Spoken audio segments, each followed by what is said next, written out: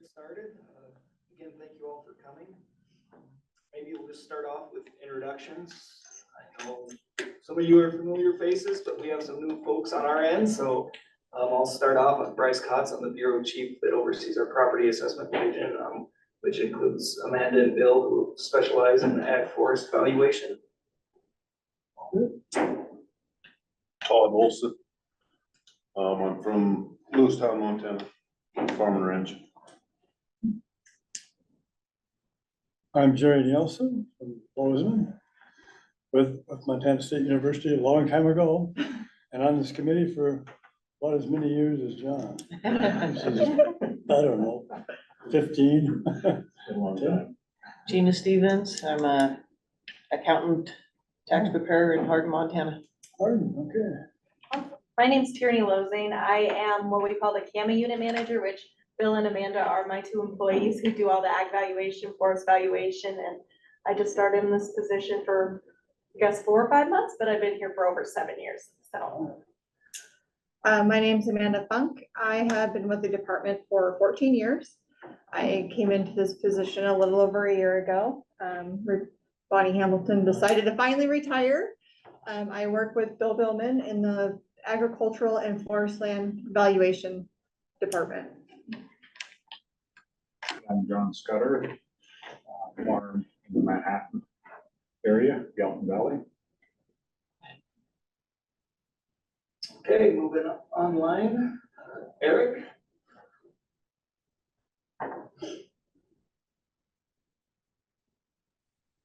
Yeah, my name is Eric Moore. I'm from Miles City, farmer feeder.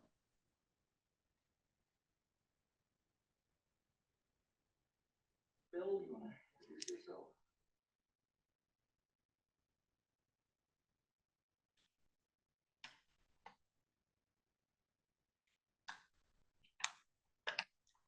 introduce yourself? Bill, do you want to introduce yourself? Sorry, yeah. Hi, I'm Bill Billman, Property Assessment Division. I've been here since 2015, and I work with Amanda, Bryce, Tierney, and we do agricultural and forest land valuation. Great, thanks, Bill. Looks like we have Megan Moore online. Hi, I am Megan Moore with Legislative Services Division. I staff the Revenue Interim Committee, and I'm just here to observe.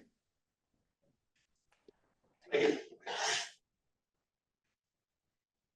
Guessing two are just interested parties. Daniel. Hi there, my name is Daniel Cox, and I am the new Government Affairs Director for the Montana Association of Realtors. Great, thank you. And Kira. Good morning. I am Kara Birkland, and I am the Director of Policy for Montana Grain Growers Association. Great. And Robin. I'm Robin Rude. I'm the Deputy Administrator for the Property Assessment Division. Okay, well, again, thank you all for taking time out of your days and schedules to come and meet with us on our semi-annual reappraisal basis. And we just like to kind of go over, most of you have been on the committee a while, so you kind of know what your responsibilities are, but this is a statutorily obligated committee to be formed. So it's dictated in 57-201 MCA. The governor shall appoint an advisory committee of persons knowledgeable in agricultural economics. The advisory committee shall include one member of Montana State University. Currently working on getting a replacement as our former member no longer lives in the state.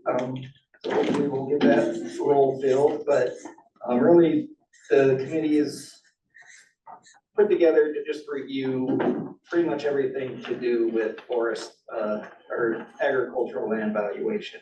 Recommend to the department any adjustments to data or to landowner share percentages if required by changes in government agricultural programs, market conditions, or prevailing agricultural practices.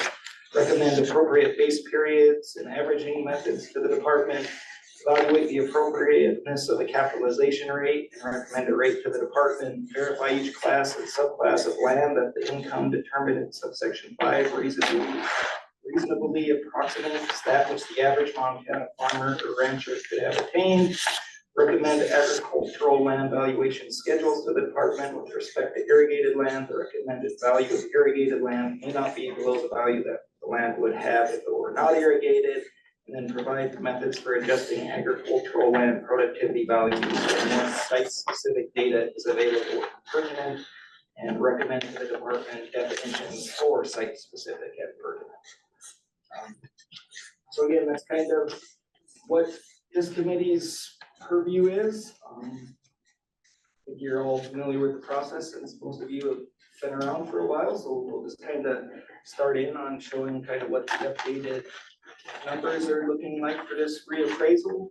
And we have Dr. Mosley's AUM report for those adjustments, some discussion around that, and then some updates on some of the other groups, primarily the land classification working group, what they've done over the last 6 months and the 3 bill proposals they recommended to the Revenue Interim Committee for consideration as committee goes through the upcoming legislative session. So with that, I will turn things over to Amanda, who's going to go over the reappraisal changes. Good morning. We are moving into our reappraisal of 2025. With that, per 15.7201 MCA, the formula used to determine the per acre value of agricultural land is what we call the ERB method. So it's value, which is found by taking your net income divided by our cap rate, which is 6.4%. So that's just a little synopsis of how we come to our valuation. If you turn to your second, third, and fourth pages of the valuation overview, there's some valuation examples. So I broke them down per class. So we have summer fallow, continuous crop, specialty crop, grazing land, non-irrigated hayland, and irrigated hayland. So what I wanted to do was I took what our current commodity pricing is for the 2023 and 2024 valuation cycle and compare it to what our upcoming commodity pricing is going to be for the 2025. So you can see what it was and what it's going to be. Couple changes.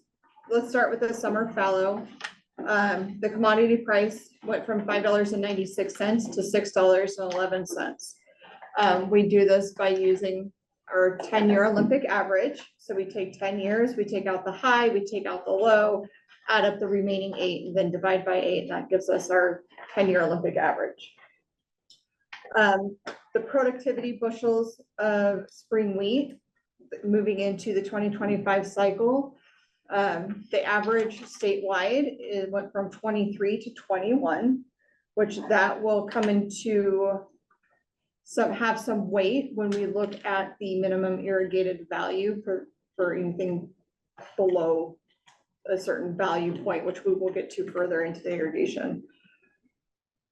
So we look moving into continuously cropped. You can see that the valuation of the continuously cropped again went from $5.96 to $6.11. Your net value income, or I'm sorry, net value per acre for the summer fallow, let me back up a little minute, went from $267.73 per acre value to $250.61. The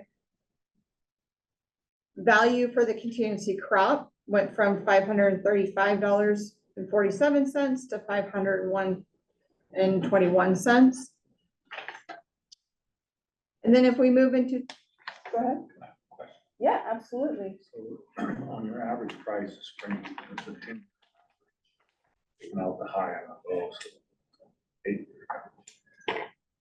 Does that include 2023 Yes, price? Yep. Not 2024 price? no, no. Yeah, so it's gonna be as of this January first or December 31st of 2023. So our lien date is January 1st of 2024. And then the next billing for the next cycle will be December 31 of 2025. Right, so we'll knock off the bottom 2 years and then move it up 2 more years, yeah. So the price is down quite a bit this year compared to last year in spring.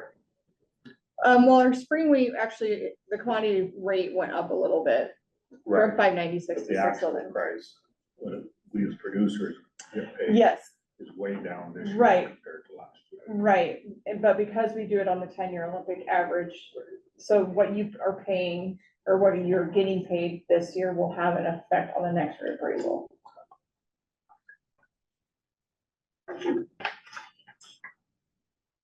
What's your productivity based on? Where do you get the information for the productivity? Statewide average.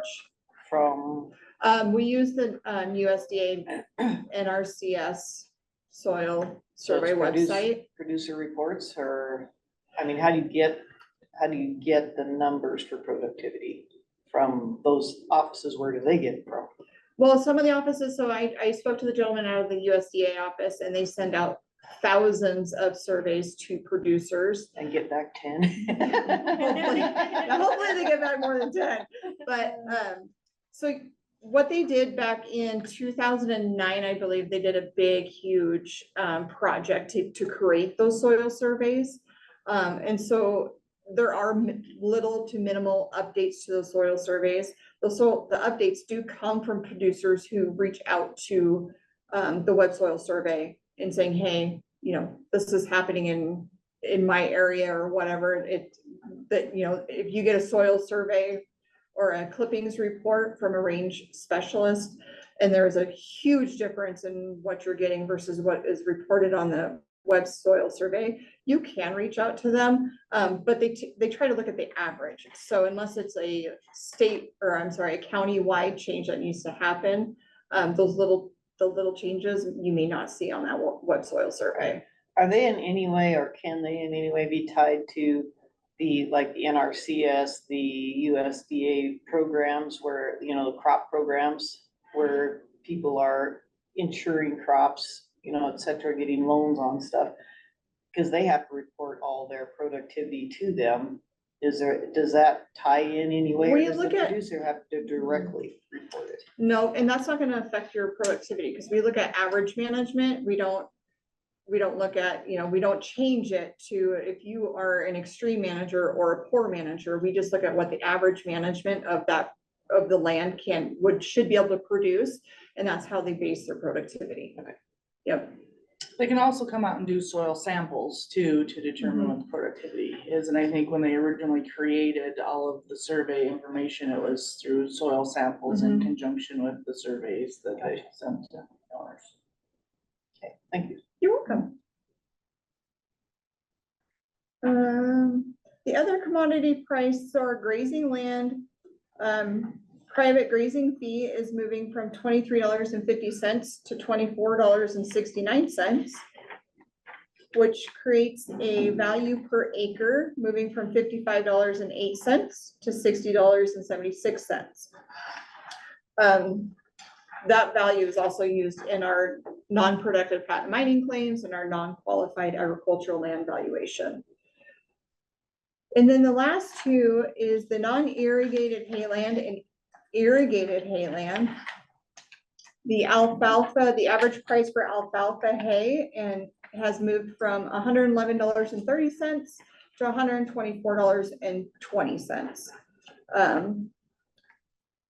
And then the minimum value, so the minimum value acre is if we determine the productivity of a irrigated parcel falls below a certain value, we are set to use a default value. So we use the 124.20 run it through the valuation, and so that 50121 will be that new minimum value default, and that was 535.47 for the 23 and 24 cycle, and it's now going to be 50121. So it went down a little bit, that default value for the minimum acre or irrigated acre.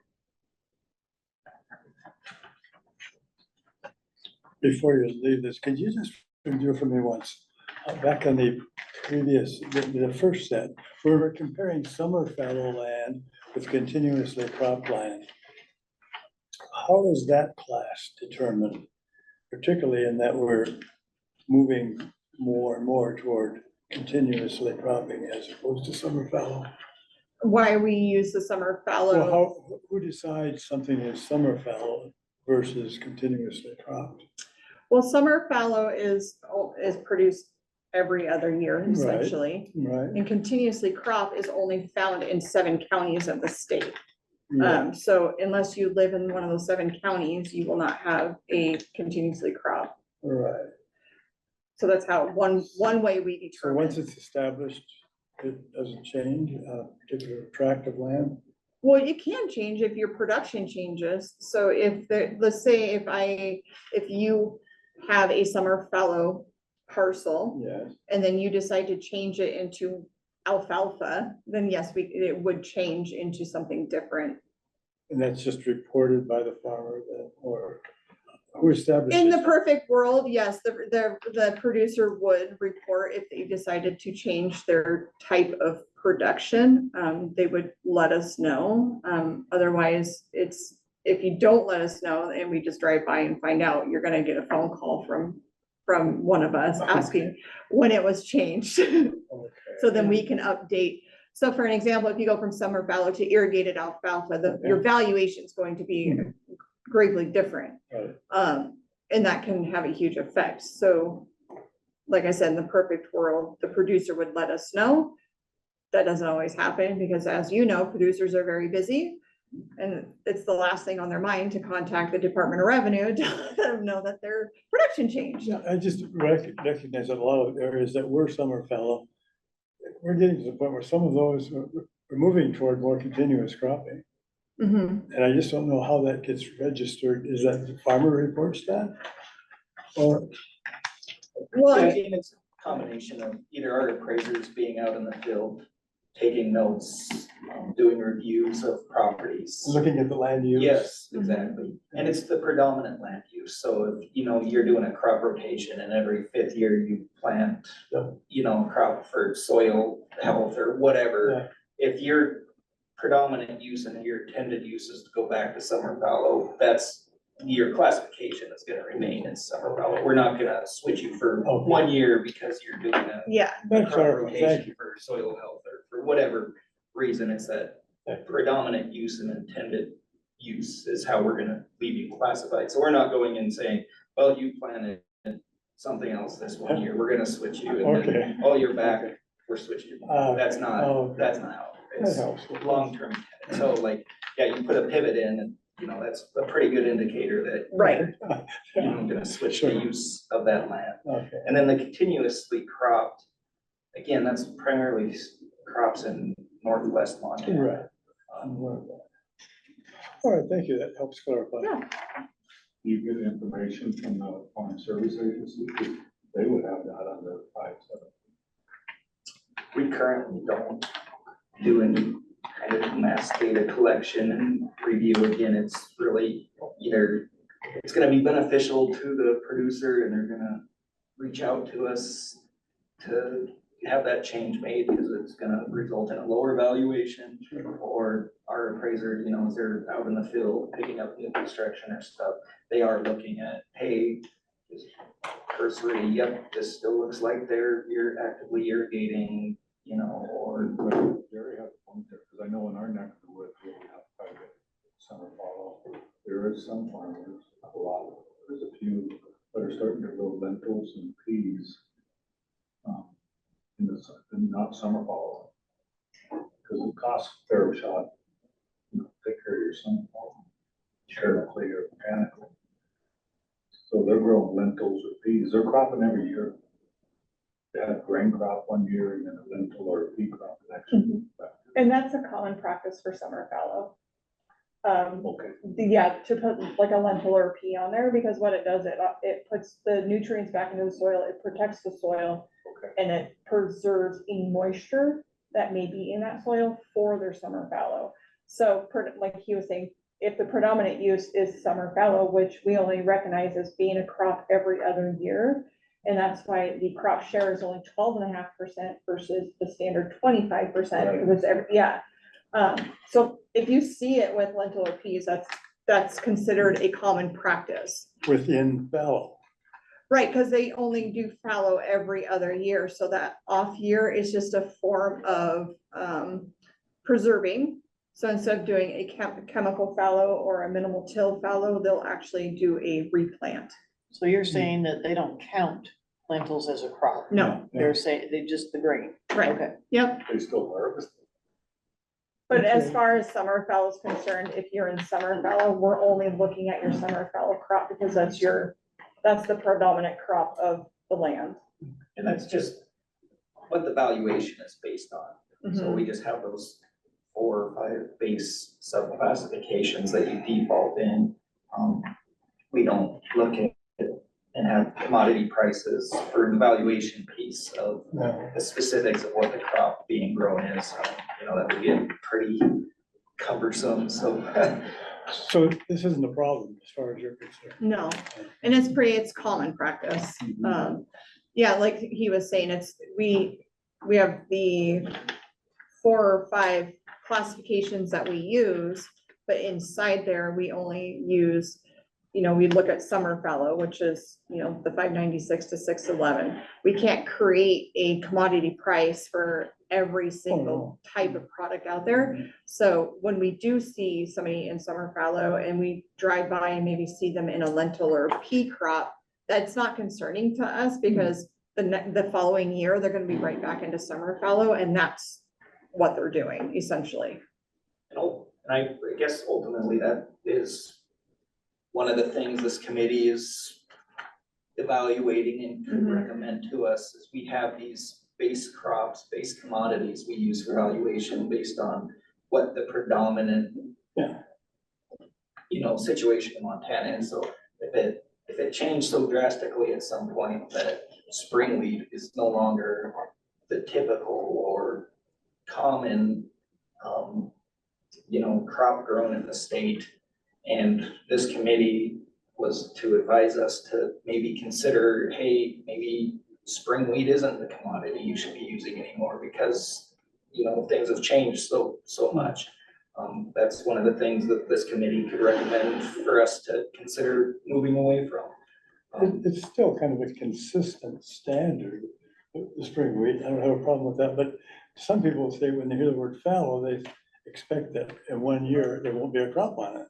But the truth is there'll be a crop probably every year, but the 1 year it's more for the benefit of the soil. Right. And it just depends on the producer and how the producer wants to follow that 1 year when they're outside of the normal production. And if we typically have a drier season, they may want to plant the peas or the lentils to keep that moisture in the ground. Yep. And we use spring wheat because it can be grown anywhere, Yes, I right? understand that. And just like we use alfalfa because it's the most common crop grown on irrigated land. So, but like Bryce was stating, you guys can recommend for us to do something different if you choose. Well, I'm thinking somebody looking at it from the outside and we're using the word fallow. Yeah, But in fact, there's a crop there every year. right. That's Yeah. continuously cropped. And again, this is just for the valuation piece and how we're valuing it, and that helps also with, providing the producers with some consistency and some predictability. Yeah. They wouldn't want us going in there and adjusting I agree. value every year based on what is and isn't occurring, so, this methodology also helps to provide that predictability and consistency for the producers, so they, have an idea and an expectation for what that valuation and property tax implication is gonna be over the long term. So if it's not a problem, we're gonna be on it too long. if it's not a problem. Yes. Sorry. No, you're fine. So on here too is just kind of the breakdown of how the valuation works. Does everyone kind of understand that process? So I guess with that, and based on kind of those responsibilities or things, recommendations, kind of the standard things we like to ask each time. The 10-year Olympic average, that was a recommendation of this committee. I don't know how many years ago, but again, just kind of evaluating all of these things that this committee makes recommendations on. Does everyone still feel that the 10-year Olympic average is appropriate methodology to use? I do. That way it Yeah. doesn't fluctuate so much. Oh, yes. Yeah, exactly. Bryce, I'm gonna send you the spreadsheet that shows the 10 years of values, and so the ones highlighted that we've removed, so that you can pop that up there, so they kind of get an idea of what's been thrown out. So the other thing that is typically reviewed that I don't think has changed in forever is the capitalization rate. In statute, there's a floor, the lowest it can go is 6.4%, and that's what we have been using historically.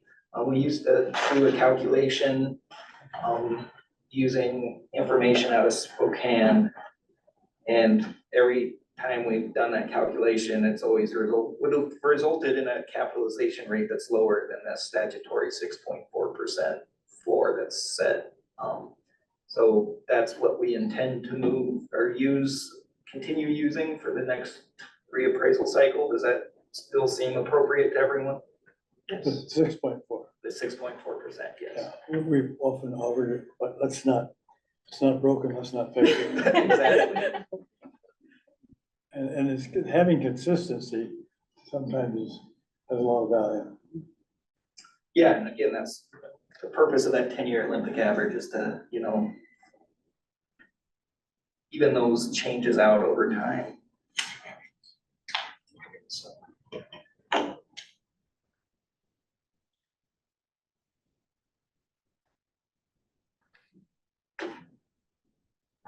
Good call. I didn't think about getting the one I did for the reappraisal.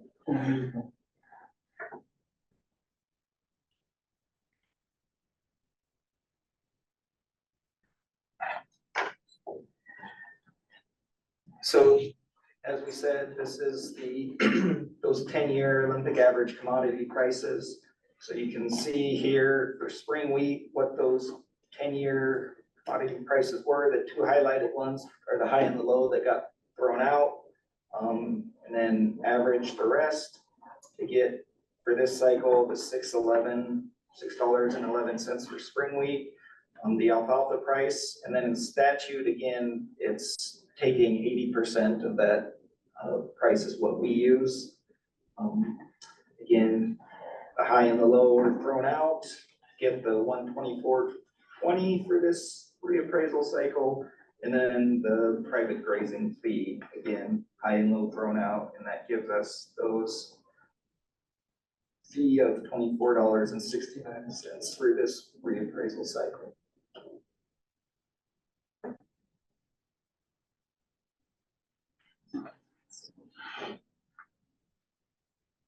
So any questions, comments, concerns, recommendations on what the commodity prices are for this upcoming cycle? And again, no changes. We don't, as I think as the department, we wouldn't recommend any changes. I think things seem to be working pretty well from our viewpoint.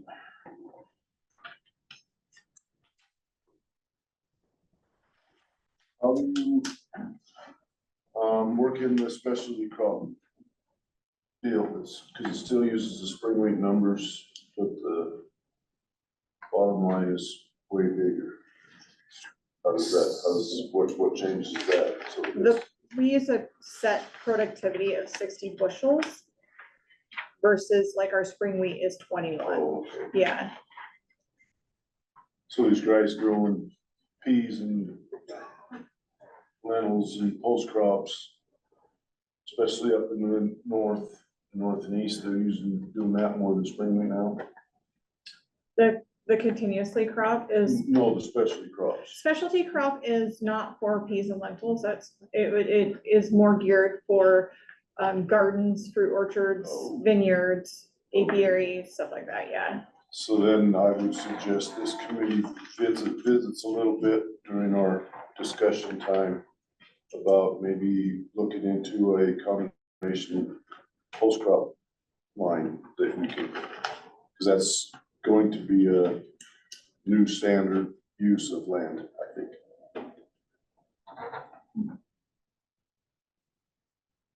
But we can talk about that during our committee discussion instead of now with the updates.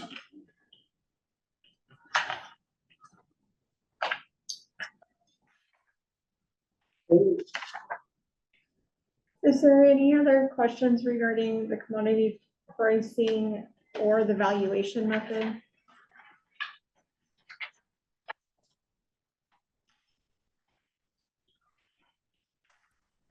Not seeing anything online. Thanks, Phil. Okay, next up on the agenda is Dr. Mosley's AUM report and calculation for the upcoming cycle. And Dr. Mosley provided us with his animal unit month report. Can you hang on for just a second, Amanda? Yes, Mr. sir. Moore, did you have a question? Okay.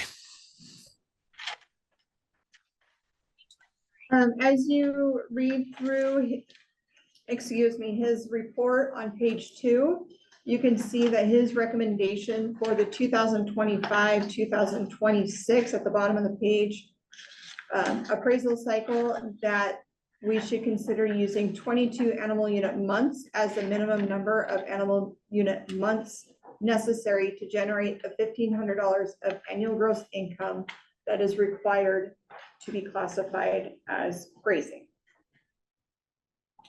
That is down from 23, which is what we're currently at right now, is 2023. 25. 25. 25. 23 was 2 years ago, 4 years ago. 25 now, and so it's going down to 22 per his recommendation.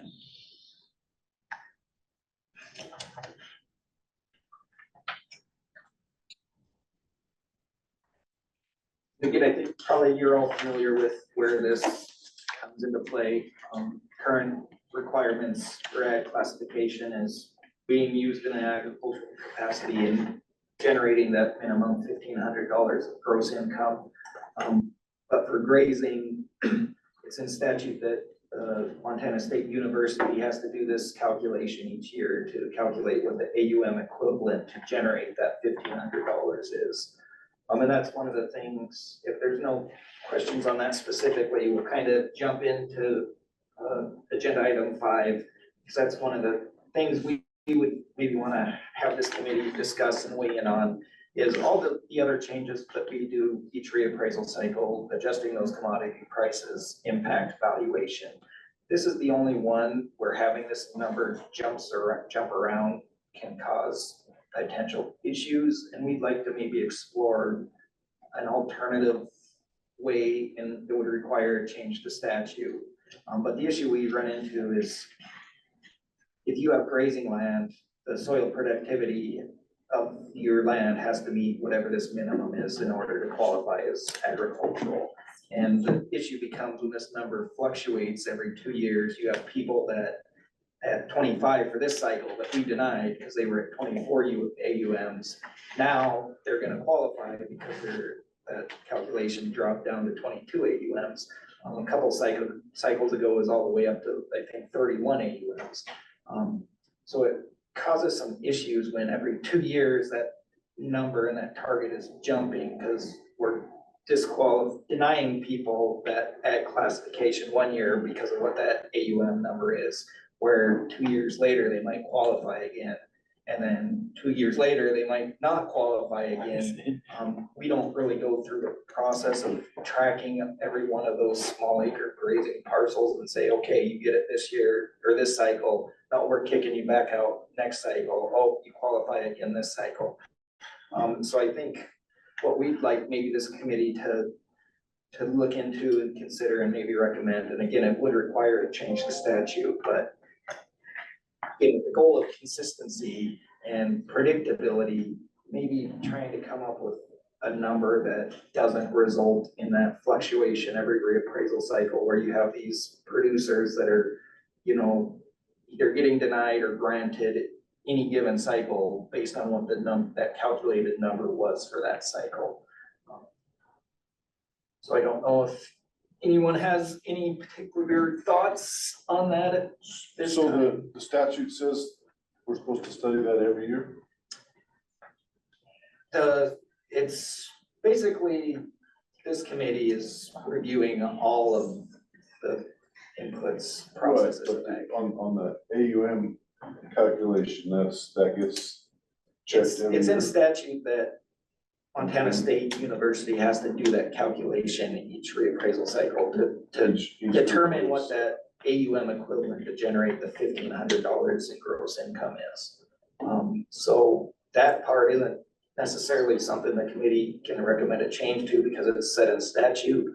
But I think it's something this committee might have more of the expertise to evaluate and say, is there a better method that we could recommend a change to the law in how that particular piece for grazing land is calculated and handled, to try to avoid this, what we see as an issue with that number changing every cycle and it, you know, based on when you applied. Again, we don't keep track that you applied 6 years ago and were denied, and now 6 years later, that number has dropped to where you would qualify. That would be incumbent on the producer to be aware of it and submit a new application. And, oh, yep, you're at 23 AUMs for your 60-acre pasture or whatever it is. You know, when it was at 25, we denied you. Now it's at 22 AUMs an acre. If you apply, we're gonna grant you. And then next cycle, it might jump back up to 25 or 26, and we don't wanna go back and then, okay, sorry, we're kicking you back out. Well, And that's and kind of what is happening with the way it's currently structured. So I think it makes sense, and we maybe like to explore some possible change to make that more static or predictable, so we're not having this kind of yo-yo effect. And when we had a 6-year cycle, then those AUM numbers were static for 6 years. It made it a little bit easier, but now that we're every 2 years changing that number a little bit, it makes it a little bit more troublesome. Gina? Does this is not tied in any way to the property $1,500 base ag? It is, It is. yes. Is that gonna be affected at all from these two working groups that are working on classifications and such? So yeah, we'll get into more of the specifics later on the land classification working group. The proposal in there is to increase that in minimum gross income from $1,500 to $4,000, but that's only on other marketed crops. The recommendation was for the grazing to leave it at the $1,500. So the grazing basically has nothing to do with the other.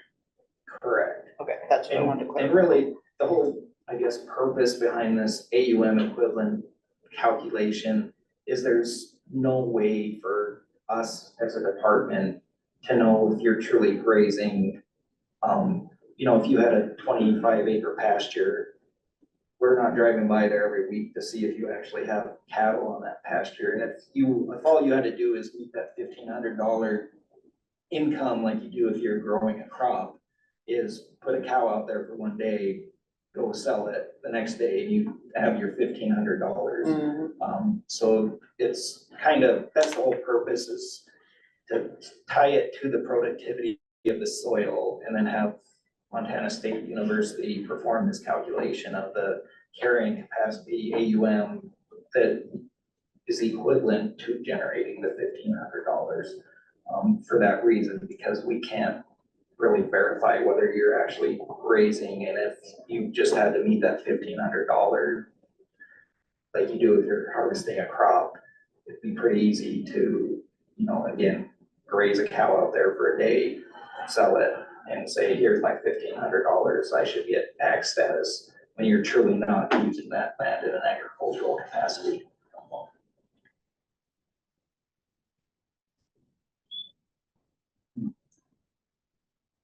So again, I mean, I don't think it's anything that's gonna be a solution or change for this upcoming cycle, but I think long-term, maybe over the interim, it's something we can look at, you guys as the committee can think about, because I think it does make a lot of sense to try to change that to provide some more consistency and predictability and try to get away from that number that's very, 8 to 9 to 10 AUMs over the past 6 cycles and the impact that can have on whether we're qualifying or denying people at classification.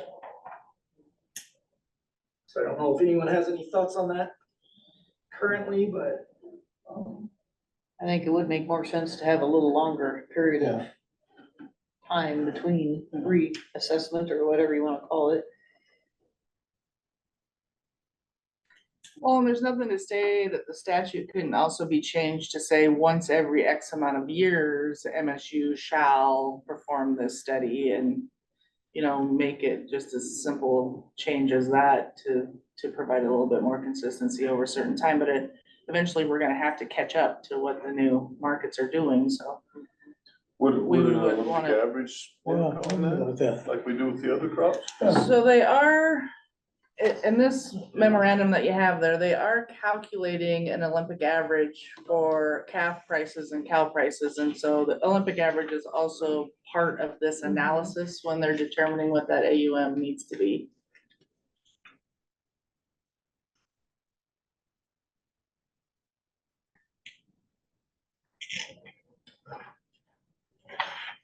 But what if you made the adjustment every 5 to 10 years and then use the Olympic average of this value? I don't know. Historic use has to be considered somehow in there, because if they change it, the ground only grows so much forage. Some years it's a drought, so it grows less, some years it grows more, so you can adjust your AUMs to take care of your land properly. But valuation shouldn't change each time you get more grass or less grass. That's what we're trying to solve, right? And we don't, well, the valuation doesn't change, it's, the soil productivity doesn't. Unless they go and do a new soil survey or something, that productivity is relatively constant, and it says that, this land can produce 0.3 AUMs an acre. So then that's kind of what dictates, well, if the soil is 0.3 AUMs an acre, this is how many acres you need to have in order to qualify for ag classification, because that's gonna equal your 22 Right, so, AUMs. so unless the soil changes, this formula One of the, shouldn't change either. one of the main thing that drives his is cattle prices, Yeah. so that's on the 10-year Olympic average that Robin mentioned. So he's looking at what the cattle prices we're doing, not so much what the soil was producing, it's what the cattle prices are doing. So if cattle prices go up, you're gonna, your AUM amount is going to go down to what is needing to qualify, and vice versa. And yeah, and that's kind of the unique thing about this calculation versus all the other Olympic averages, is they're just impacting what the value of your property is. This one is actually determining whether people qualify or don't qualify to receive classification as agricultural based on what that AUM number is, and then in comparison to the land they own and the soil, what the soil says that can support. And so that's kind of the issue that arises, is just because that number bounces, and this one actually isn't going into the valuation piece, it's going into the eligibility to get classified piece. And so that's where you have, well, you might qualify 1 year, now you don't qualify, now you qualify again, just because of how that number AUM calculation is changing. And we think that just makes it difficult from both the producer standpoint and the department standpoint. And is there a better way to come up with that does provide that predictability and consistency for both us and the producer to know that, well, if I had a 60 or 70 acre pasture, I was actively grazing and it could only support, the soil says it can only support so many AUMs. I mean, I sure don't wanna be checking this number every year to see if finally I qualified because that number dropped down from 25 to 22. So, I mean, I don't think most people, if they applied the first year and got denied because that AUM number was at 25 and they were at 23 and now it's at 2022. Once they were denied, I'm guessing, just assuming that they don't qualify, even though 2 years, 4 years, 6 years down the road, they might qualify again. So it's really just trying to find maybe a better way that still achieves that of putting a minimum in there, but making it more stable and predictable and not having that fluctuation and that yo-yo effect of kicking people out or granting them every 2 years. So that's just something we kind of wanted, maybe the committee members to mull over. And I don't think we're gonna necessarily have a solution for this upcoming cycle, but maybe it's something for the 2027 reappraisal cycle we can look at. Maybe there's a better way of doing that piece of it. Yeah, I think we all kind of understand what the problem is and what we'd like to do, but that's gonna create or take a little tractor time to think about that. But yeah, no, yeah, it's gonna take a little. Just to refresh again, the yo-yo effect is really caused by the yo-yo effect of cattle prices. Right. Exactly. Market's always, Yeah. Bounces more. maybe than we the need to others. raise it from 1,500 to 2,000 or 2,500.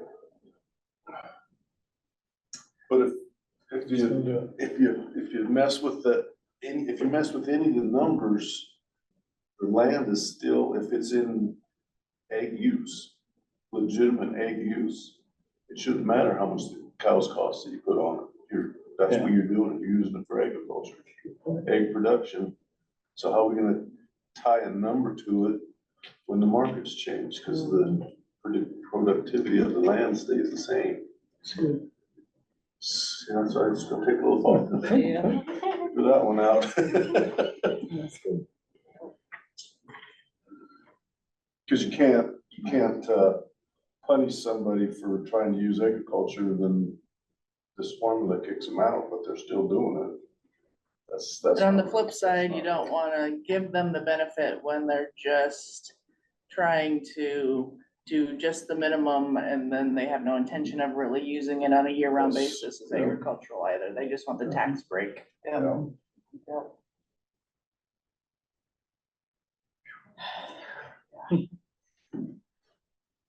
It's definitely easier to explain and swallow when we were on a 6-year cycle, the changing in the AUMs requirement. Every 2, like Bryce was saying, when it's this whole yo-yo effect, and trying to explain to a producer who qualified today, but come January 1st of the following year, they no longer qualify because the cattle prices have changed and we're changing every 2 years now with our 2-year cycle versus 6 years. So is there a lot of landowners that change every?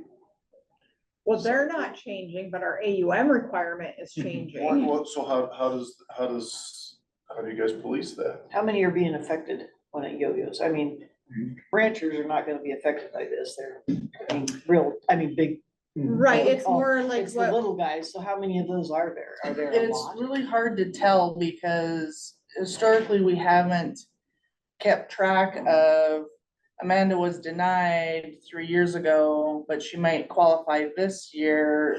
We don't go in and then send Amanda a new application that says, hey, you might qualify now. Because 2 years from now, she might not qualify again. So we haven't really kept track of those things. Plus, if she was denied, she might not try to apply again. So we don't really have a good grasp of how many numbers that would be. But I think even if you look at table 2 of Mosley's report, he's got 6 different alternatives based on how the land is being used. And they range from AUM necessary from 16.93 to 28.5. So that's a gigantic range. And then he's even taking an Olympic average of those 6 numbers to determine what his 22 is gonna be.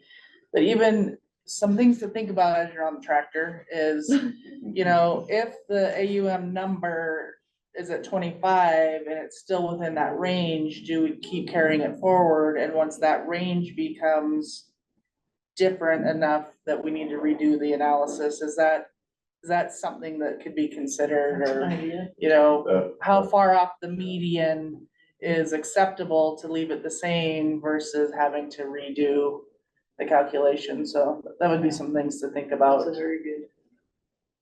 Yeah. Just for a little perspective, for the current cycle, the 25 AUMs, the statewide average productivity of grazing land is 0.22 AUMs an acre, which works out to a minimum at that average of, you have to have a minimum of 118 acres to meet that 25 AUMs currently. So that acreage, when that number is going from 25 to 20.2, that minimum acreage is gonna drop. And so that's kind of where this comes into play. If you look at that statewide average of 0.2 AUMs an acre, you know, right now that's 118 acres in order to qualify 22 AUMs, you know, that's probably gonna drop down to somewhere in the 90s maybe. And one thing that I learned through our other working groups was the little guys are the up and coming, right? They can't afford the 3,000 acre ranches yet. So it's becoming more and more popular where it's, you know, somebody's coming out of high school or out of college and they want to start ranching, but they can only afford 100 acres or they can only afford 200 acres. So they have to start small. So that's really who this, I would like to think that this is who this would be affecting. Amanda, this is Eric. Can you hear me? Yes. Yeah, I'd respectfully disagree with you on that. I mean, no one makes a living off of 118 acres running cows. If anybody has 118 acres or less, they have a full-time job in town and they have 20 or 30 cows because they like to and it's their hobby, and that's fine. But that's not, the margins are so ridiculously thin in this business that's not even close to a viable operation. So I would say that we're talking more about people who have cows as a hobby, which is fine, but I don't think the people of this size we're talking about are professional producers, meaning that they derive their majority of their income or even close to majority of their living income from that endeavor. Thank you, Eric.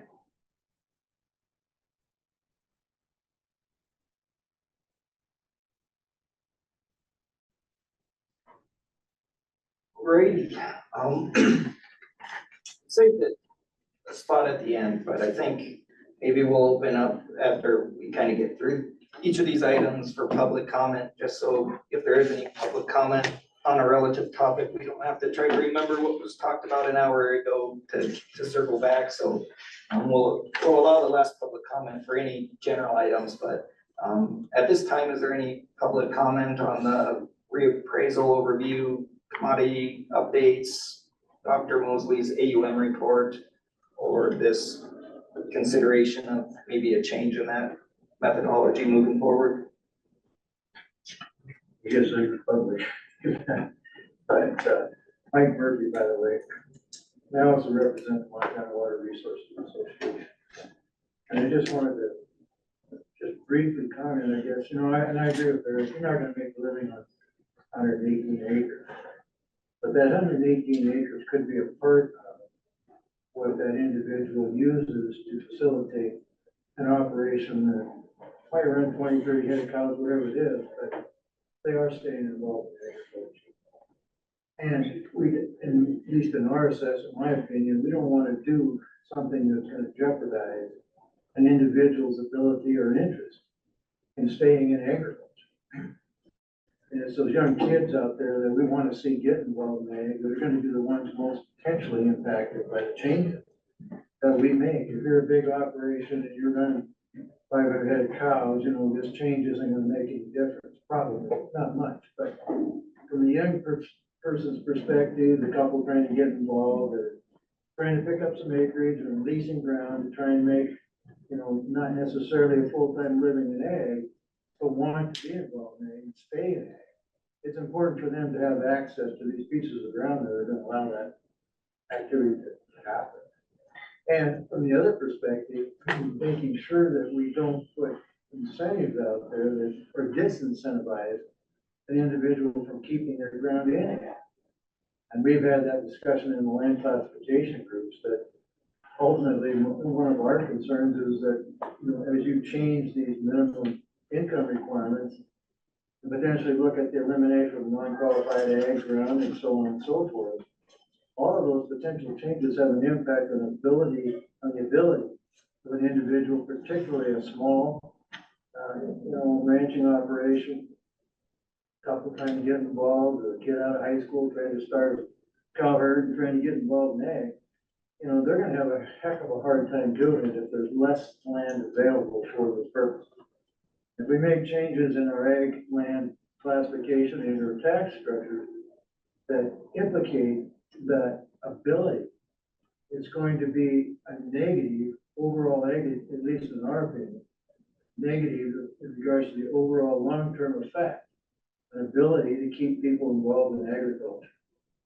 And so we made the comment before, be careful what you do, don't throw the baby out with the bath. Because we want those young couples, that young kid out of high school, whatever, we want them to be able to find land that's in agriculture and, available for agriculture.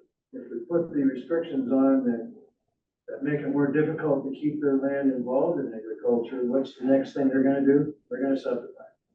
And once it's subdivided, it's out of ag, and it will not be available again for those individuals to try and put together a small operation or pieces of operations to make agriculture work for them. So just a thought, and I know the land classification group is looking at, and there's legislation being proposed to eliminate that non-qualified ag. And we've indicated our concern in that regard, eliminating that 20 to 160 non-qualified ag situation. And also looking at trying to increase the minimum requirement from an ag perspective as far as income. And, you move that up from $1,500 to $4,000, from an individual that's involved with a full-time, bona fide agricultural operation. That may not be an impact. It may not have much impact. But to a young individual, a person trying to stay involved in ag, that individual wants to keep their land involved in ag, it can be a bit bad. So it's something we'll be very cautious about in regards to what we look at as far as changes. I know it's probably a frustration for the department to deal with the 22 versus 29 acres AUM, but from the standpoint of ag, I'm not sure there's a much better way. I know the university does, MSU is doing a great job of providing the stats and that information over the years. And ultimately, maybe an Olympic average is, something that might help minimize those, changes over the years. But again, I'm just as a concerned member of the public and representing our organization, we want to be very careful that we don't make changes that jeopardize the ability to stay in it. Keep land in it. Thank you. Yep. Any public comment online so far on the agenda items we covered? I'm not seeing any hands. No, sir. Okay. Well, I guess that is a good segue into the next topic. So as some of you hopefully are aware, there are a couple different committees that are looking into property taxes over this interim. The one the department was involved with was hosting the land classification working group. Really kind of spurred based on some bills that were proposed towards the end of the past legislative session that would have made some changes to ag classifications. There seemed to be some interest in that concept, so we wanted to try to get a group together in the interim that could spend some more time looking into that particular issue. And from that committee, there were 3 bill recommendations that came out that would deal with class 3 agricultural property that were presented to the Revenue Interim Committee at their June meeting, and that they'll be taking action on to decide whether they want to bring that forward as a committee bill for the next legislative session at their meeting in August. So as was mentioned, one of those bills would be to eliminate the non-qual classification of land. So if you're not familiar with it, within class 3, there's a classification that's called an unqualified And it's strictly size-based. So if you own a parcel of land or contiguous parcels of land that are between 20 and 160 acres in size, you automatically receive this non-qual classification regardless of whether you're using that land for any agricultural purpose or not. Just if you're above that 20 acres and below that 160 acres, you automatically receive this classification. And what the classification does is it gives you a productive value on that land versus your market value that all other land that isn't class 3 agricultural or class 10 forest land gets. So what really that equates to is you get the statewide average grazing value, just the $55 an acre.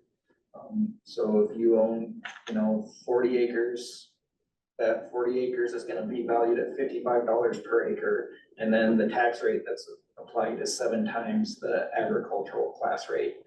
So right now that agricultural class rate is 2.16%. So I think the non-qual percentage is 15.12 or 7. 1.2. 1.2. So really that's the proposal. One of the proposals is to eliminate that classification of land. In our research analysis, looking at other states, Montana is the only state out there that has this non-qualified classification. Again, that's just based on the size of the parcel. If you go out to our website, if you are interested in learning any more on these concepts, I can show you this real quick.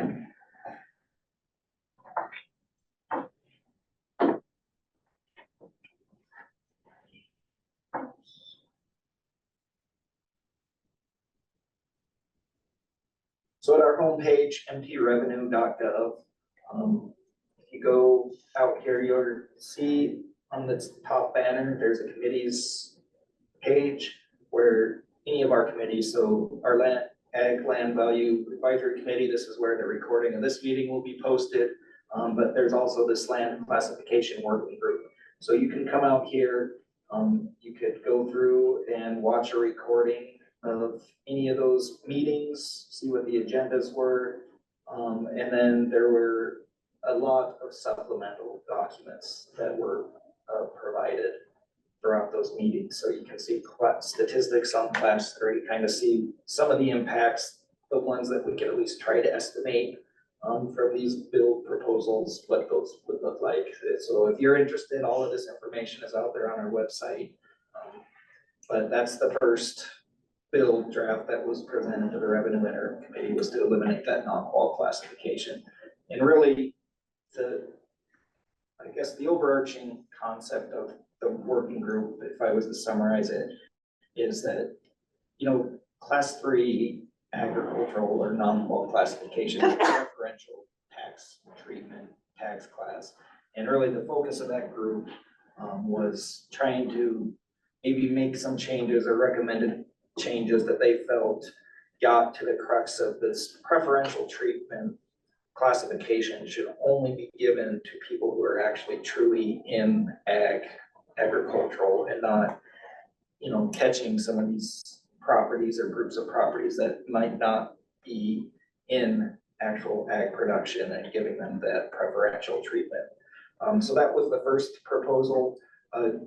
From our standpoint, we hear a lot of complaints about this classification, this non-qual classification in appeals, because it's just truly that size differential. There's subdivisions out there where you have 2 lots that are otherwise identical right next to each other, and one's 19.9 acres and valued at market value, and might have a value of $120,000, and the one right next to it otherwise identical, but because it's 20.01 acres receives this classification, and it's gonna have a value of, a couple $100. So you have 2 lots owned by 2 different people that are otherwise identical, except for maybe a 1/10 of an acre, that have vastly different values and tax implications on it. So that's the first proposal of that group, is to just eliminate that non-qual classification. So essentially, at minimum 20 acres would go away, and then if you're truly an ag producer, you can apply just like anyone can now, to get classified as qualified ag. And if you don't meet that, or you're not actually in agricultural production, then you would be valued at market value like all other property. So that was the first bill proposal from that land classification working group. The second one was to move the 1 acre farms home sites from a productive value to a market value. So currently, if you're qualified agricultural land and you have a residence on that property, we carve out that 1 acre site, but it's still given a productive value. All other property, like classical residential property, that 1 acre would be at market value. If you have a 1 acre home site on class 10 forest land, it's valued at market value. And if you fall into this non-qual classification and you have a home on it, we carve out 1 acre and that is valued at market value. So this proposal would be to move so that those 1 acre home sites on qualified ag are also valued at market value instead of a productive value.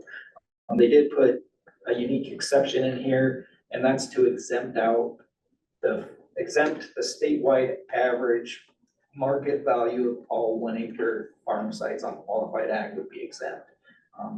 So I think what that essentially equates to is, I think for this cycle, would be around $55,000. And really, I guess their idea was to kind of soften the blow. There's around 29,000 of these 1 acre home sites on qualified ag currently. And with this change, about 23,000 of them would be exempt and around 6,000 that would be taxable. And what I would say what this was kind of more targeted towards is maybe closing what was perceived as a loophole with properties in high value, primarily the western part of the state, like Flathead Lake, Whitefish Lake, where they have a lakefront property, a big house. They do the bare minimum of planting 100 cherry trees to get ag classification, and then the value of that property went from $2 to $3 million for that lakefront lot down to $2,000, $3,000 at the productive value. So the idea there would be, capture those people, but not hurt your typical home site, farm site in, say, eastern Montana, where that $55,000 would exempt that whole amount. So that's the second proposal, is just move those to market value, but exempt the statewide average portion. So again, 23,000 of those people would actually see a decrease of, $20, $30 in taxes for that home site, because it would now be exempt instead of valued at around $2,003. But those high value properties that might be taking advantage of the system, such as, those lakefront properties, would get that same $55,000 exemption, but the rest of it would be taxable at market value. And then the third proposal, which is the big one, made a bunch of changes, and that's would require everyone to apply to receive that classification. So currently, just kind of like the non-qual, there's a minimum acreage of 160 acres. So if you have 160 contiguous acres or greater, you're automatically receiving ag classification, whether you're actually using that property for an agricultural purpose or not. So this proposal does a number of things. The first thing it does is require everyone to reapply. It gets rid of that automatic 160 acre threshold for qualification. We require all producers to apply, showing that they are using the land in an agricultural capacity. The second thing it does is it increases that minimum gross income requirement from $1,500 to $4,000. So you would again have to apply and show that you are producing or marketing a gross income of at least $4,000. It also gets rid of the non-qual classification and replaces it with what is called an idle land classification. So that's anything contiguous parcels of 640 acres or above. If you hit that threshold, you would receive this idle land classification if you didn't apply for or qualify to receive actual ag classification, you would get this idle land classification, and it works very similar to the non-qual. Your value based on the statewide average grazing value, but that 7 times multiplier goes up to a 20 times multiplier. So those are kind of the big changes in that bill, is require everyone to apply, increase that minimum income from 1,500 to 4,000, and then create this idle land classification. Again, I would say the overarching thought of that working group was to try to make changes to give this preferential treatment to actual people in ag production and not to people who might not. There's some concern about, people coming in and buying these big operations and then taking them out of no longer producing, no longer running cattle, whatever the situation might be, making it more of a recreational type property. Again, they wanted to encourage that if you're getting this classification and preferential treatment, that you actually have to be actively devoted to agricultural production in some form or fashion. And if you're not, you either get taxed, or this would incentivize them to put some of these lands back into production. So those were kind of the 3 bills that were brought forward out of this land classification working group. Again, those were presented to the Revenue Interim Committee at their June meeting, and they'll be taking action as to whether they want to move forward with those as a committee bill at their meeting in August, which I think is August 16th. So I guess, one, we wanted to see if this committee had any thoughts on those, if they wanted us, typically we report to the Revenue Interim Committee on these meetings, both the Forest Land Taxation Advisory Committee that we facilitate and this committee. So those are the proposals. If this committee wanted to make a recommendation of support or non-support, we could, let that be known at the August Revenue Interim Committee meeting, or if you just don't want to do anything and was just a informational kind of update as it does impact ag classification and would be of interest to this committee. Bryce, it's Eric. Hey, I cut out on my Zoom a minute ago. So the 3 bills came out of the governor's working group, and they are now going to go to the Revenue Interim Committee, who will decide on whether or not they want to draft them as committee bills for the 25 session. Is that right?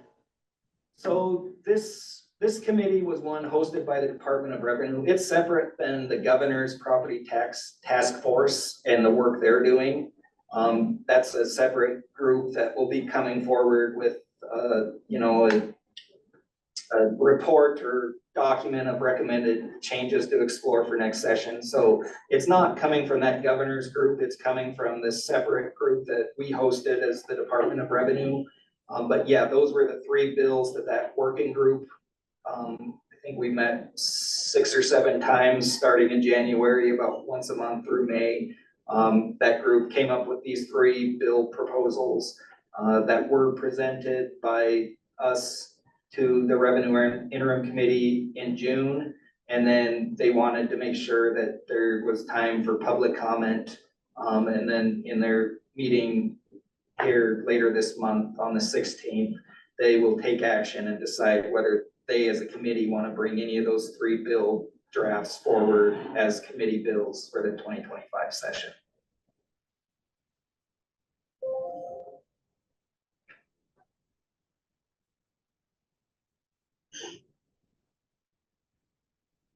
So is there any comments, discussion around those items?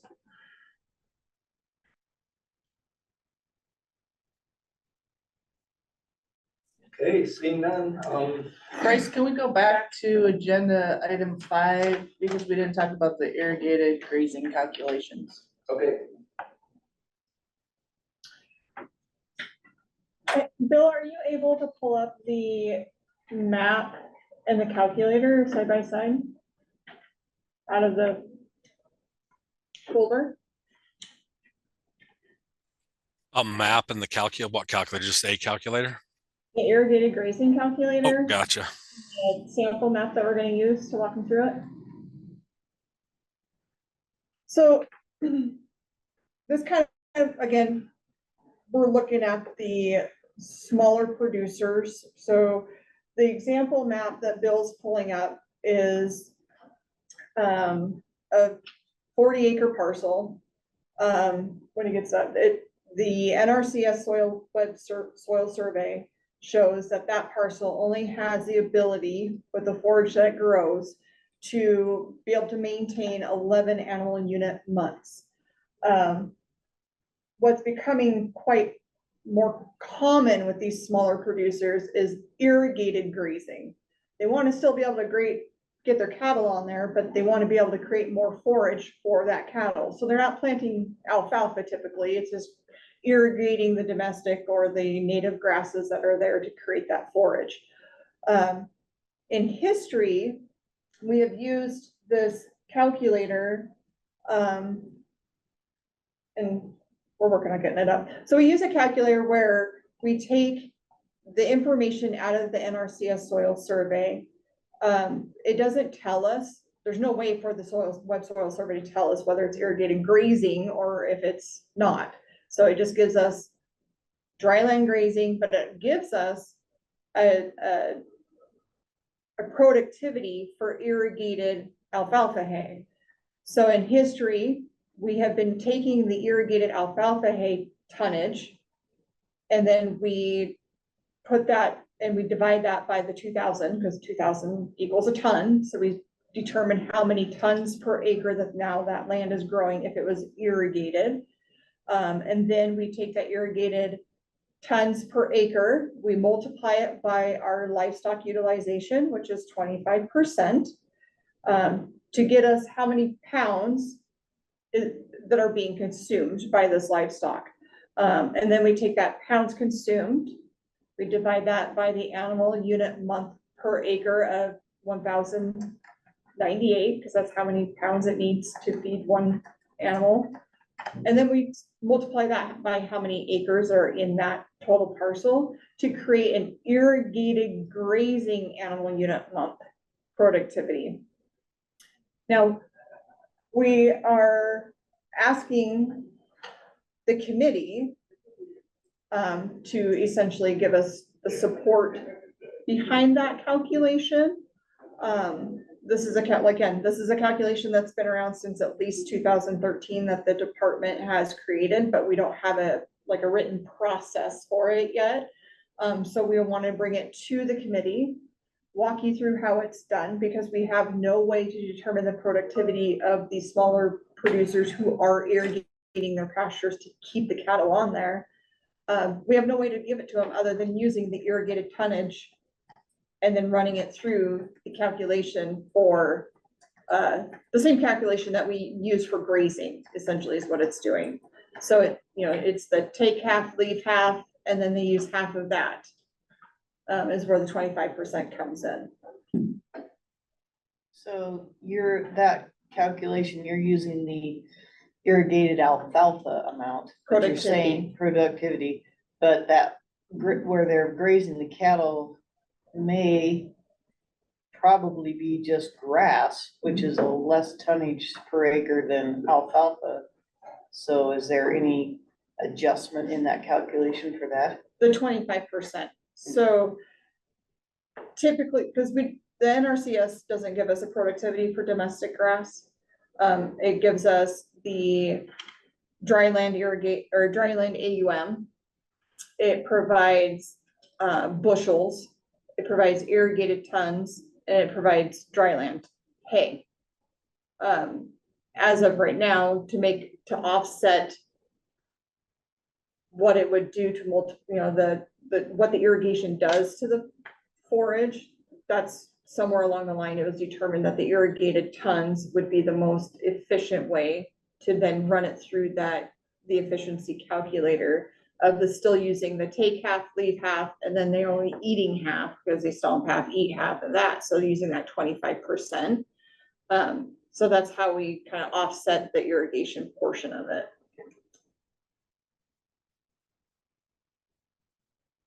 Unless you guys can recommend an alternative option.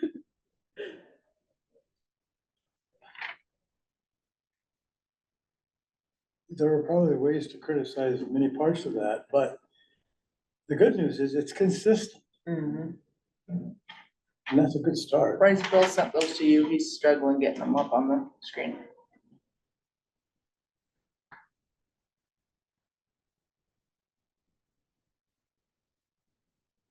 Is there a way to get them side by side, Bryce?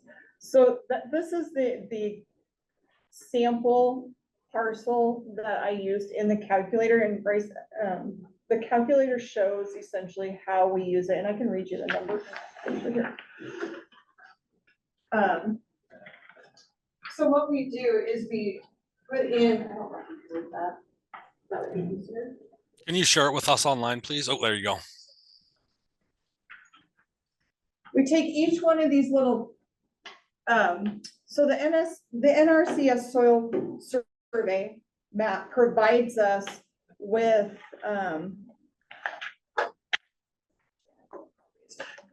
different polygons. So a 40-acre parcel isn't gonna have the same productivity throughout the whole 40 acres, correct? So what it does, it breaks it down and gives us different productivity depending on what the soils are in different parts of that 40-acre parcel. So then what we do is we then take it through this calculator that I briefly ran through with you. And we take each one of those polygons and we take the irrigated tons that is listed second from the bottom. And we plug it in. And this calculator then does the math for us.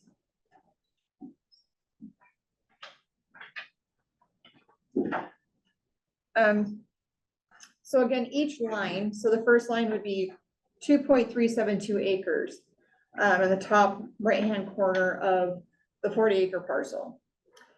That 2.372 acres has 3.835 tons an acre for productivity. We then take that and we divide it, take 2,000, divide that irrigated productivity by that, and then that will give us how many pounds are consumed or would be consumed in that 2 acres. And then it breaks it all the way down to how many, if it's irrigated, how many AUMs that 2 acres could maintain. And so we do that with each one of those polygons. So at the end of the day, when we run all those numbers, this parcel went from being able to maintain 11 to being able to maintain 38 just by irrigating, using the calculator that we have been using historically.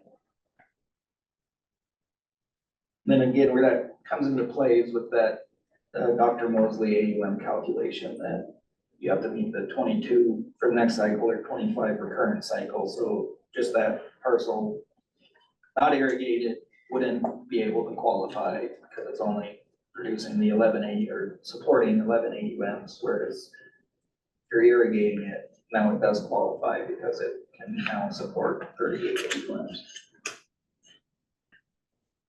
And if you do think there needs to be an additional adjustment to the irrigated tonnage per acre because it is alfalfa versus natural grasses, you could put a percentage of alfalfa in that slot of the calculator to reduce that a little bit more. If you think this is overinflating because it's considering alfalfa as the crop and not native grass.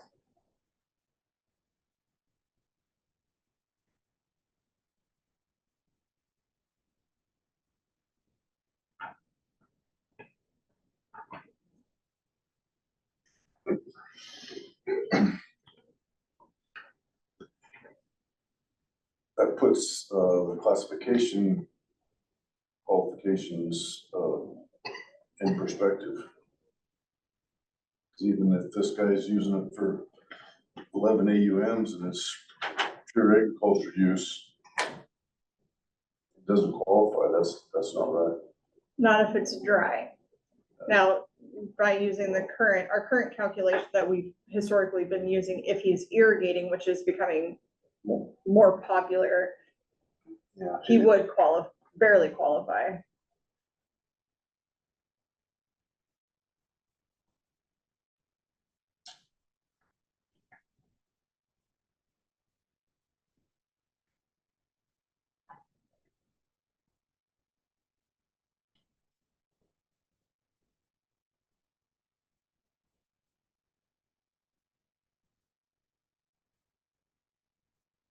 So looking at the methodology that we've been using historically, do you feel as a committee that we are on the right track to be calculating these producers who are irrigating their ground? Or do we need to make an adjustment in how we calculate the methodology that we're using to or for these irrigated grazers? Because we all know irrigation does, increase their forage, but currently we have no other way except for what we've been using historically to capture that. Amanda, it's Eric. I think you're on the right track. I think it's, if you're only assuming a 25% utilization rate, I actually think that's pretty low for irrigation. I mean, usually on irrigated grazing, you kind of take it down to the nubs and move the cattle and irrigate it back up again. And I mean, I think you have a lot higher percent utilization on improved pasture that's irrigated, or cover crops, which are a mixture of forages and legumes and other things. And it's intensive grazing, high intensity, high rotation. So as Jerry said, it's consistent. And I think a 25% utilization rate is plenty fair to the producer. So I'm sure there'll be ways to tweak it, but I think it looks okay from 30,000 feet just for starters. I would agree with that. Thank you. Alrighty, so the last agenda item, number 7, is just general committee discussion. So if there's anything the committee wants to discuss, feels like discussing, I just I think, open it up to you guys. Eric, did you want to take it from here regarding the committee discussion you had stated? No, I don't think so, man. I don't think we need any executive action. I think Bryce has asked so far, so I think we're okay. Okay.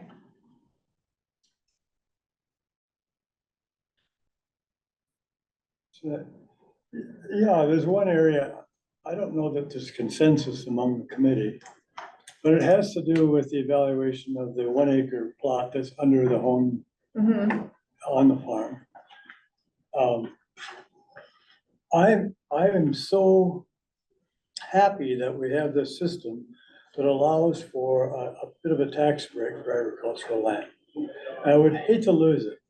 I know that it started in Minnesota. They started one of these. We dealt with them at that time. And they lost it because people thought this is too much of a break. So I think for the purposes of showing sincere concern for being fair, maybe I think I personally would support the idea of taxing the 1 acre under the farmstead at market value. And just leave it at that. But I don't know if there's agreement among the committee. I don't know how you feel, John, and others on the committee. Some would say, well, no, that acre is part of our operation, and so we want to keep it taxed as farmland. It's not really farmland. It's part of the yard. And I have some farmland with such a place, and I think it would be unfair for me to get a tax break on that land that I'm living on.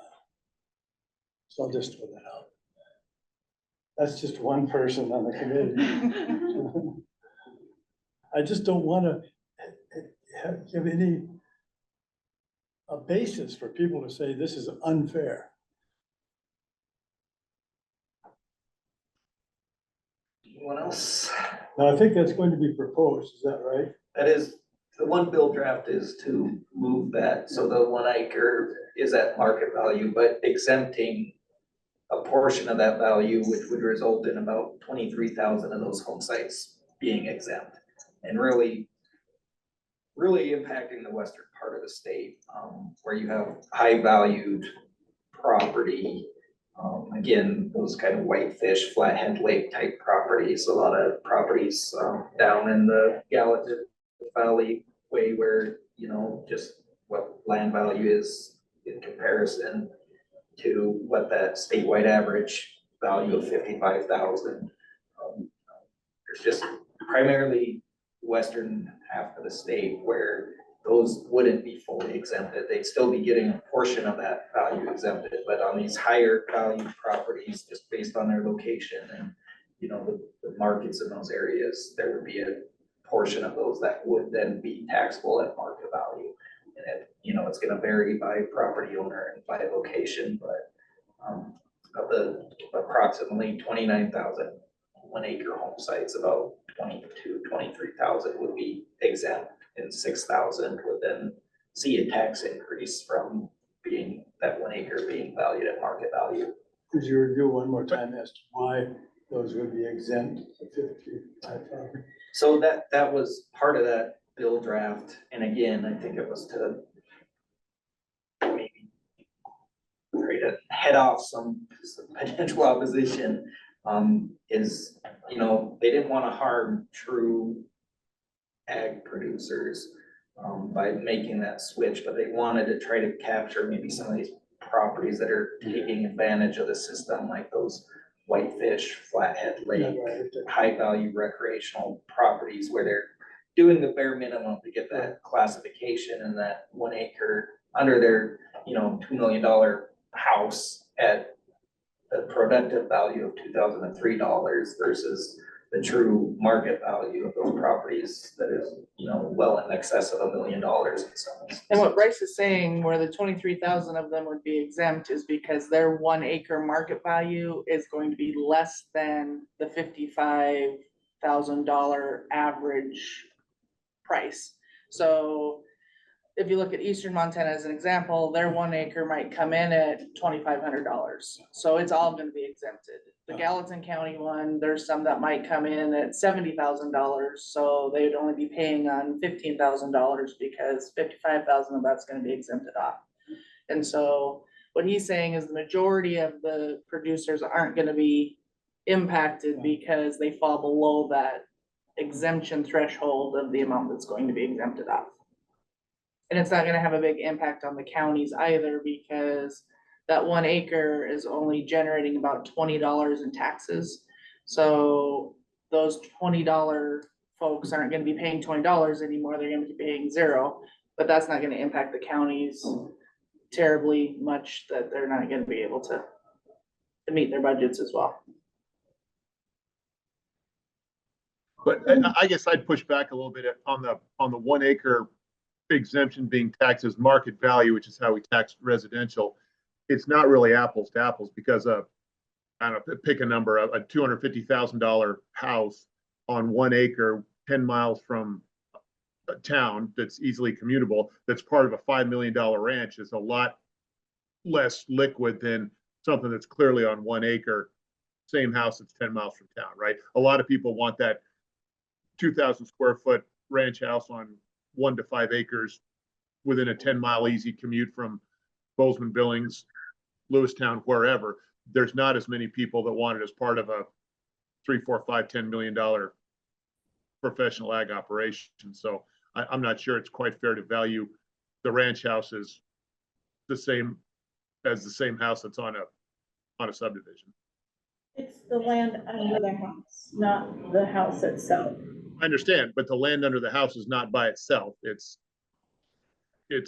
part of a larger operation, and it doesn't have the same amount of buyers that 1 acre would by itself. Megan has her hand up, I think. That's, unless that was your cursor.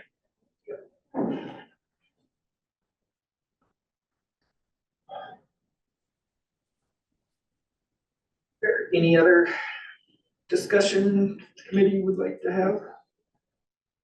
I realize it's the land under the house, but the house itself, I mean, the agricultural producer, I mean, that's where the office is, that's where your wife is making meals for the harvest crew. Ag is tough in Montana. I mean, we're selling wheat today for less than we did in the 70s. And it's, I mean, I talked to a guy yesterday, it's tough. So don't penalize the farmers. If at all possible. Well, that's why I want to be sure we keep this ag break and not, not make the whole thing go back to market base. And that happened in Minnesota. It happened in Minnesota. They lost it. Yeah, I know. But if we wanna keep the family farm healthy, family farmer healthy in Montana, there has to be some breaks somewhere. You look at the cost of production in the last 50 years and how it's gone up. And wheat, I mean, God, you told me you were harvesting winter wheat and winter wheat. I don't know what it is in Lewistown, but in our area, I mean, it's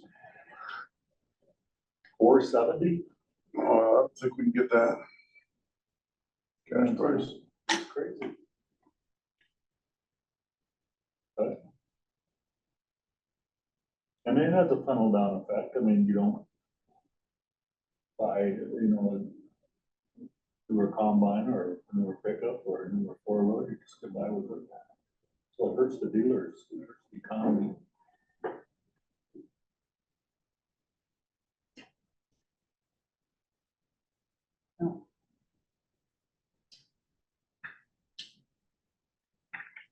Any other committee discussion?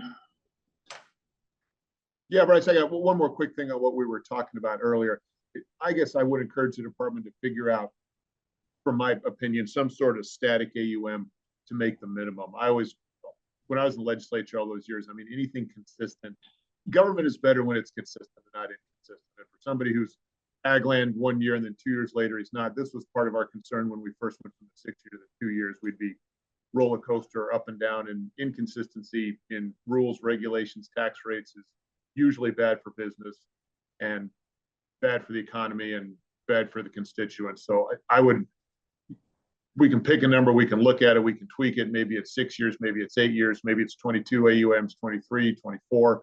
But I would encourage the department to keep moving for something that gives smaller, whether they're hobby farmers or young kids or whatever, but a little more consistent, because it's not right for somebody to, this 2 years he's ag or grazing land, and the next 2 years he's not, because calves went up or down, or we dropped an Olympic average like that. So I think the more consistency we can find there, the better. Okay, thank you. Any guidance, any great ideas that you think might work for that? No, I think I think it's more, no, I don't have the magic answer, and I'm sure whatever we think we can, but I would think a number somewhere in the middle of where it's flopped around with calf prices, because we're going to see more volatility in calf prices in the next 10 years. These highs are probably not going to stay. We'll probably dip down to not the previous low in a trough, but we'll certainly drop off of these highs in the next 10 years. So I'd pick a number kind of in the middle, and then said we re-examine it every 5 years, every 6 years. If you change it statutorily, put a sunset on it, so this committee and other people in DOR can look back on it and see if it's working. Good, thank you, appreciate it. We will continue exploring something around that idea, concept.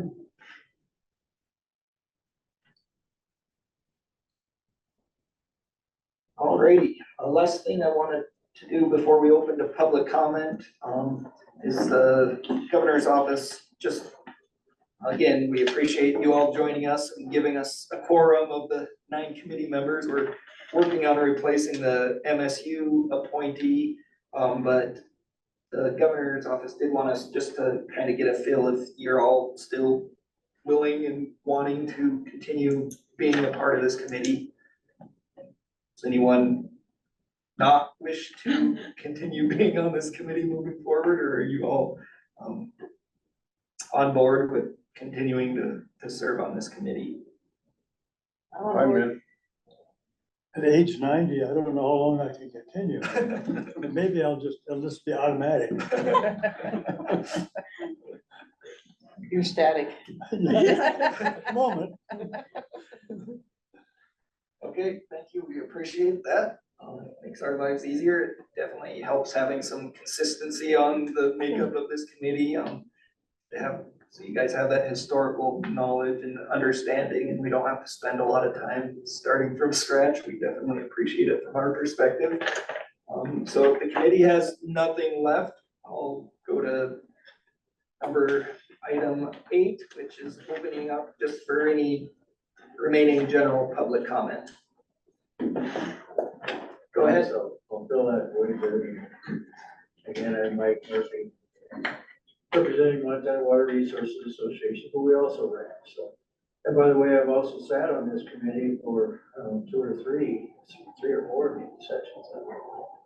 It's an important committee, and over the years, this committee has done a lot of really hard, good work in regards to facilitating how the taxation process works, how it affects agriculture, irrigating, grazing, and so on and so forth. So to my mind, it's a very important committee.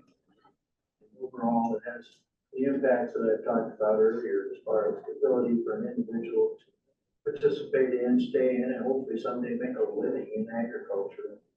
Ultimately, if you look at these issues like with the land classification and that's coming up, Jerry's right. I mean, there's a real push out there and concern that agriculture's not paying its fair share, and ultimately, what we risk, is that, with changing demographics and the things happening in the legislature that aren't necessarily as pro-agriculture, let's say, we can see a shift away from that. So I think it's really important, at least in my mind, that we maintain whatever strong ag base we can and not do things that could potentially jeopardize the ability for agriculture to continue. And I get back, I harp on this, but I get back to this because I want to see my kids, grandkids have that opportunity to be in agriculture. And the more we press away from the ability to keep land in ag, whether it's higher taxes or whatever it is, and incentives for people to subdivide, for example, the harder it's going to be for those kids to be involved. And that, in my mind, is not only going to jeopardize those individuals, but it's going to jeopardize agriculture in general. And so, when we start looking at the minimum amounts, $1,500 versus $4,000, from a moderate-sized agricultural operation, that doesn't seem like much. But to the young person trying to get going and started or keep some of the ground in ag, a small parcel, it's big, it's huge. And I've said this before at these other meetings, but you're not gonna, I don't think, the changes we're looking at, throwing more red tape into the average ag producer who's got to prove to be an ag producer every other year. I don't think that's gonna do much as far as making a change from the standpoint of a great big operation out there that might buy up a bunch of ground and then take it out of ag. They're gonna find ways around that. But from the standpoint of the young, small operator in the small pieces of ground, it's a big factor. And we're just throwing more red tape into a process that I don't think needs to be there. I'm very concerned that we eliminate the non-qualified ag, we're gonna have huge impacts down the road in regards to how those implications as far as those young producers and individuals that want to try to or stay in ag, can't, the opportunities. It really concerns me.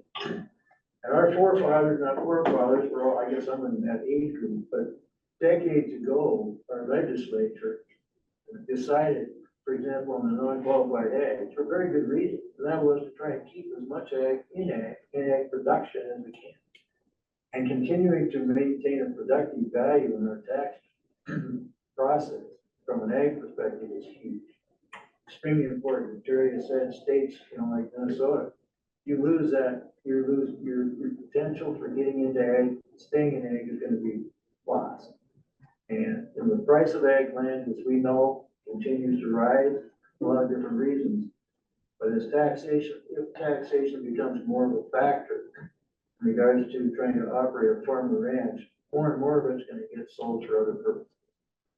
And that just takes it out of agriculture and out of the hands of the young kid that wants to try and get in, buy a couple pieces, small pieces, or lease some pieces, so on and so forth. So I do think, this is getting away a little bit from this committee's function, but it's all very important because of these potential legislation, these bills do pass, it will have an impact on what this committee is all about and where we're headed with it. So I think it's important to pay attention to it. I know the ag organizations, we need to be looking at it very hard, in regards to where this legislation might go. And again, there is that, revenue committee meeting coming up on the 16th. I think it's important that we be there and express where we're at, how we feel about those potential changes, because, you know, if you look at it from a fairness perspective, personally, I don't really have, and John, I agree with you, that the houses in most cases, on farm and ranch, is also the operating facility as far as the office and all those things that happen there on the farm and ranch. But from a fairness perspective, if you look at the, you know, individual living on a 1 acre tract in town versus somebody living out in the country, you know, where regardless of where that is, I can understand their argument from the standpoint of that fairness issue. And if there's one area that we can address to try and facilitate that concern, that may be one. And I think the break, that $55,000 break certainly, you know, is gonna go a long ways in regards to not impacting that family farm and ranch. You know, some of those I can talk about on the west side, for example, it's probably gonna catch those, and maybe those are more likely those that are, you know, receiving a benefit maybe they shouldn't get. So from a fairness perspective, I think that's got some merit in taking a look at that. But as far as throwing more red tape on the average operator out there to prove up every other year or whatever that they're actually ag, and eliminating the non-qualified ag, as far as I'm concerned in those regards, it's a negative as far as where we're headed from an ag perspective. Legislators 30, 40 years ago, I think knew what they were doing and did a great thing for the state of Montana. I think they're trying to preserve agriculture. Again, thank you, appreciate the opportunity to come. Thank you. Any public comment online? Not seeing any. Okay, well, if there's nothing further, again, we appreciate your time and meeting with us and reviewing some of these items. And if no one has anything else, we'll let you get back to your day and back to everything you've got going on in your personal life. All right.